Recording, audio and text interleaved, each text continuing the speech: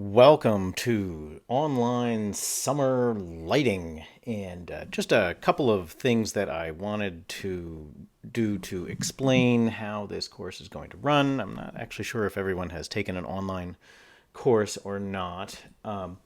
It's basically like the regular in-person course, except that we're not there. We're here, and so but the basics of the course are actually the same as the in-person class in that the course description is the same and the course objectives. So I'll go over those now.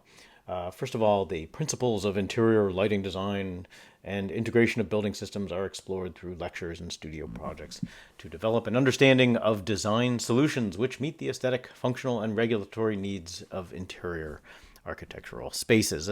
That's kind of a very generic description of the course. There are some specific goals, understanding the properties of natural and artificial lighting, energy conservation, understand how there are different lamp types, light bulb types.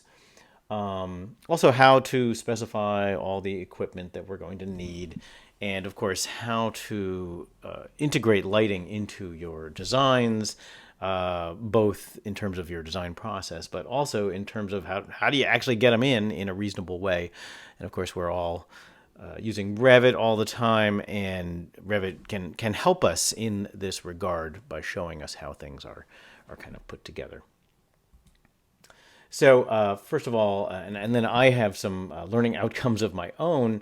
The big thing is recognize good architectural lighting versus crummy architectural lighting, and that frankly is the hardest part of all of this, is just finding really good quality lighting design in our architectural environment can sometimes be a real challenge.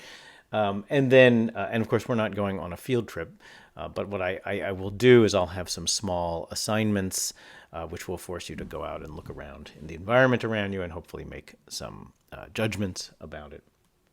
Anyway, and then once you recognize it in the environment around you, of course, then I want you to design it in your own projects. And the class format, of course, will be online and will be asynchronous. So we're just not going to be able to meet via video chat or any of that kind of stuff. I will be available if anyone needs to talk to me, but obviously it's online. It's an online course, so the likelihood that we will, physically meet is pretty unlikely. And the way the format will work, there'll be weekly readings, particularly in the first 5 weeks or so, where we're really going to go over the kind of theoretical understanding of lighting and the technological understanding how it all works, and a lot of terminology, a lot of technology. There are weekly lectures associated with that.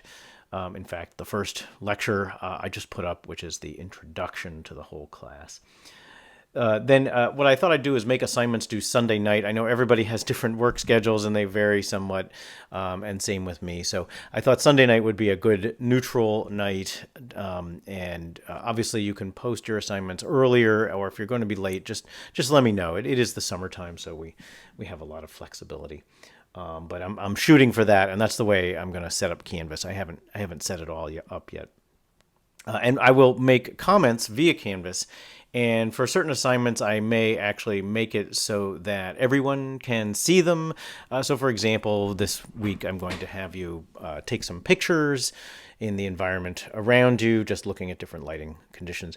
I'm going to have you post those to a discussion on Canvas so that you can see what there's only two of you, so that the other student is up to.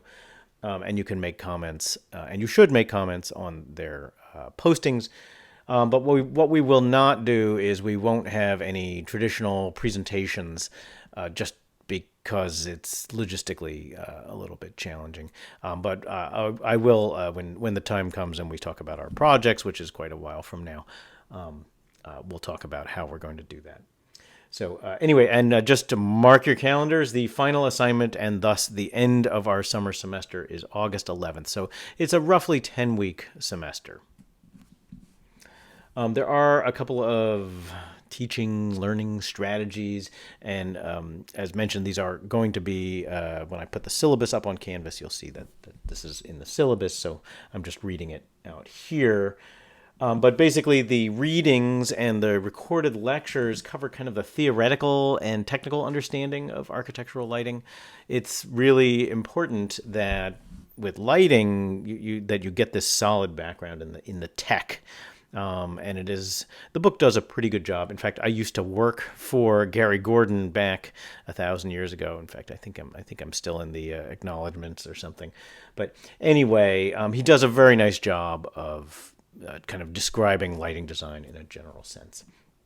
Weekly recorded lectures will go over those topics that are assigned. So you'll have to look in the syllabus, figure out what chapters are due. Typically, they're short chapters, just a few pages, but so you'll want to pace yourself, and you guys each have different schedules. But try to find enough time to read the book and then listen to the lecture. Some people prefer to listen to the lecture and then read the book. You may be more of an auditory learner. You know yourself. So please just go whichever way you prefer, or read one chapter, watch the first 10 minutes of the lecture, read the next chapter, whatever rows your boat. Anyway, and then there will be two projects which will explore kind of the implementation of lighting design and kind of integrating it into your projects.